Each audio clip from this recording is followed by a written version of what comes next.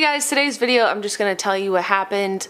If you saw on Twitter, we let you guys know that we had gotten in a car accident on Monday, and I really can't make any sort of video today except for this.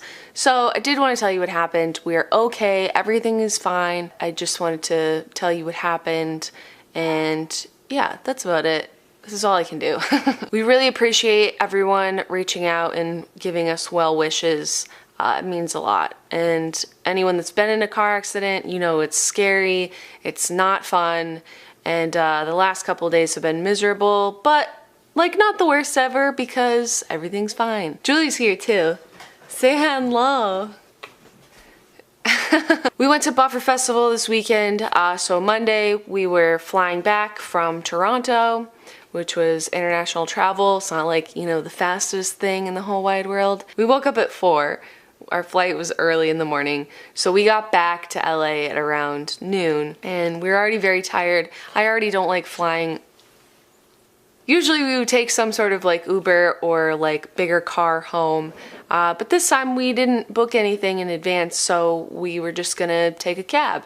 So Julie and I and Rome all got in line downstairs at the airport where you get like a regular taxi. Should have been fine. And we were in town like noon. We were excited to have the rest of the day to go and like relax. First of all, we sent Rome in the cab ahead of us because she was behind us, and we were like, no, Rome, after you, go ahead. So she was not in the cab with us, and I'm honestly glad that we got in that cab because she might have been sitting in the front seat or whatever, who knows. Can't think about that stuff, trying not to. We get in the cab, and it's a small little like gutted out Prius. Like there's really nothing in it except for like the cab wall and like a bench in the back where Julie and I are sitting. Let me set the scene for you, okay? So I had my headphones in, I was listening to music, and I'm sort of crouched in the back seat like this, you know, not really sitting correctly. Julian was like, oh, what, are you just gonna listen to music without me? And we live like, it would take us, what, half hour to get home? So it's not like a short cab ride, you know, we're gonna be in the cab for a little bit. So I start kicking back, relaxing, got my headphones in, and Julian's like, I wanna listen to music too. So I give him the other headphone, and I immediately changed the song to Cupcake Deep Throat. So it sounded like this. Pop me, fuck me.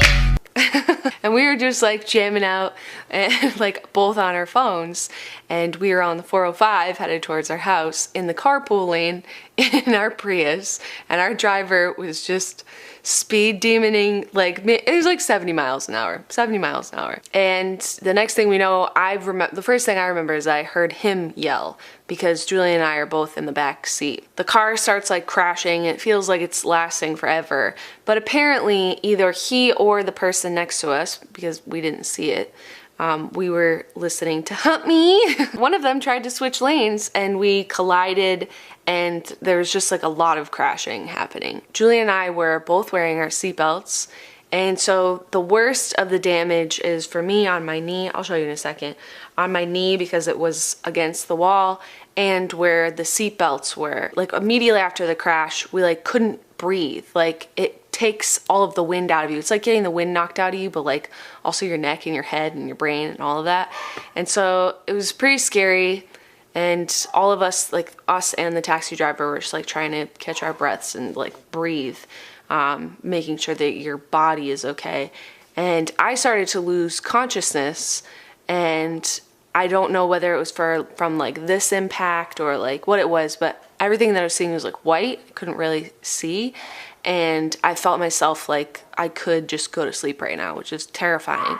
So I put my head down between my legs as far as I could and was just breathing, because I'm also prone to just passing out. You know, if I see something scary on TV, I'll pass out. Julian was okay, and we're trying to see if we're okay, and you know, we could see the other driver. It was just one guy, I think, in his car, and it was terrifying. It was just really scary. Thankfully, we were all okay. We were all wearing our seatbelts, and the worst injuries that we have are bruising and stuff from the actual seatbelts, thank God, as opposed to not having our seatbelts on, or, you know, there was a big white SUV behind us.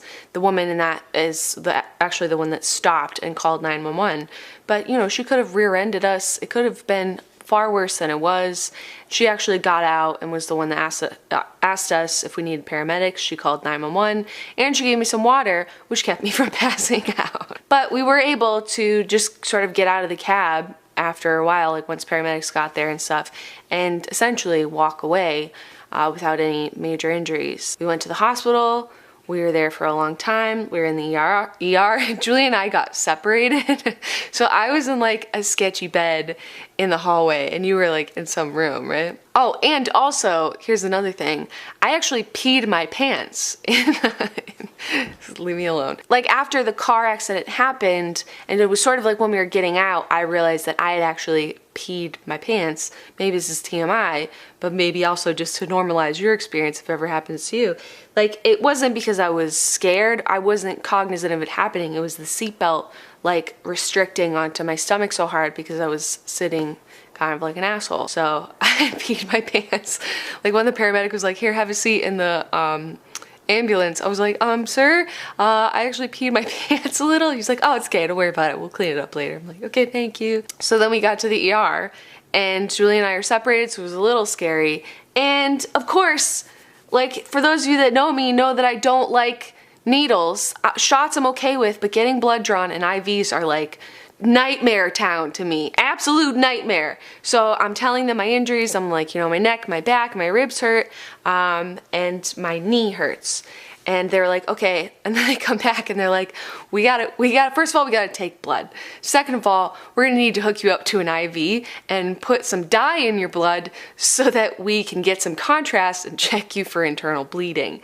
And I was like, oh, sick, fucking tight, hell yeah. Great, these days just keep getting so much better, oh my god, fuck yeah. Finished with Julian, they did x-rays on him, you didn't have any broken bones. And they did an x-ray on my chest and stuff. And we've both broken ribs in the past from playing like baseball and softball. And it feels like the closest your rib could be to broken without actually being broken. Like it feels like a broken rib back here. I know you feel that way too, which is terrible. Like it hurts to cough, or laugh, breathe, sneeze, all of those things. But no broken bones. The nurse came, well first a guy came and he drew blood. And I always tell people drawing my blood in the like first couple minutes, I'm like, you know, I'm not good with this. I will probably start crying. Worst case scenario, I might pass out, but I haven't done that in a long time because I've been getting over my fear. So he drew blood, and then the next nurse came by to hook me up with an IV, and couldn't get this one to work again. And then she did it on this arm. So I'm already like just sitting there like quietly sobbing, and I'm like, no, I'm okay, you can just keep going. She couldn't get this one to work, so we had another nurse come over and hook me up like here. So I'm already just having the worst time ever. No, Julian's nowhere to be found. I don't know if he's okay or whatever, but it was terrifying. Then he came over, thankfully, and was like, I'm good. But then the fun part happened. Is it a CT scan or a CAT scan? It was a CT scan. So I'm in this big giant circly whirly thing, and the guy injected some iodine into my IV and made my blood feel hot and my mouth taste like metal, but I had no internal bleeding, which was good. And the guy that did my CT scan was like, oh, I saw that crash on the 405. Was that you? And I was like, yes, it was. And he was like, oh, that looked terrible. And I was like, thank you for understanding, sir. Appreciate that. But nobody checked out my knee, and they almost refused Julian some like Advil. We both refused prescription painkillers. That's personal choice. I'm just terrified of them unless I had like a major surgery. So we are trying to just tough it out with some ibuprofen and ice and stuff. I think we're gonna be okay. Yeah, I'll show you what happened. If you're a little squeamish, just don't maybe look for some of it, but it's really not that bad. That's where my IV was. Yeah, you can zoom in. Wait, you have bruising from the IV? Yeah, I have bruising from the IV. Wait, is that bad? What does that mean? No, that means that they weren't good with it. There are nurses that know how to do it well, and these nurses didn't. Yeah, well, my veins weren't particularly cooperative. I'll show you the bruising from the seatbelt, which is best because it saved our lives. So it's like this part. Sorry for being a little chubby. And up through my back. This one is a little graphic. I might have to blur some of this because it's on my chest. This is a little graphic. I'm trying my best. I'm trying not to show my nipple here, but this is the bruise on my boobie. from the seatbelt. I'd say the most painful right now is my leg still. This is my knee. I hit the wall thing right there, and this part is all numb. Like I can't feel anything. The pain isn't the worst ever, but I'm having a hard time walking still or putting weight on this leg. So we're just trying to stay off of it and put ice and elevate it and stuff, but we haven't had a chance to get like looked at by our regular doctors and stuff. But we're okay and we're good, and that's why this is kind of all I can make today, so I do apologize for that. It's just, this is what happens. It's life. Sometimes you get in a car accident. Oh, and also, this is like some ultimate universe fuck shit. Julian's mom, bless her, came to the hospital and picked us up and was gonna drive us home because, you know, a really fun thing to do after you get in a car accident is get back into a car and have to ride 30 minutes back to your house. So Julian asked his mom if she could maybe try and take side streets because we just didn't want to get back on the 405. We were in like Culver City, and all of a sudden we're driving through a police shootout. So there's like a guy standing on the sidewalk and two cops behind a cop car, both with their guns drawn. One of them had like a big gun, and then behind another corner of another building are two more cops with guns pointed. And no one's stopping traffic, we're just sort of driving by. So Julian's mom pulls into a gas station, but we're like directly in the line of fire should there actually be a shootout. And I just start like freaking out. That was like my freak out point of the day. Like I'd had it, I'd just gotten off a 5-hour flight, international travel, we get in a car accident, we go to the ER, and now I'm in a police shootout? Is this day done yet? Fuck, and we're just like in so much pain when you think your day is gonna be all right. Psych. Psych. But you know I still penciled in my eyebrows today because I'm still living my best eyebrow life. But yeah, that's the update of what's going on. I think we should be good next week, but no like life-altering injuries as far as we know. Hopefully my knee turns out to be okay, but it feels all right. We're incredibly lucky. Always wear your seatbelt, please.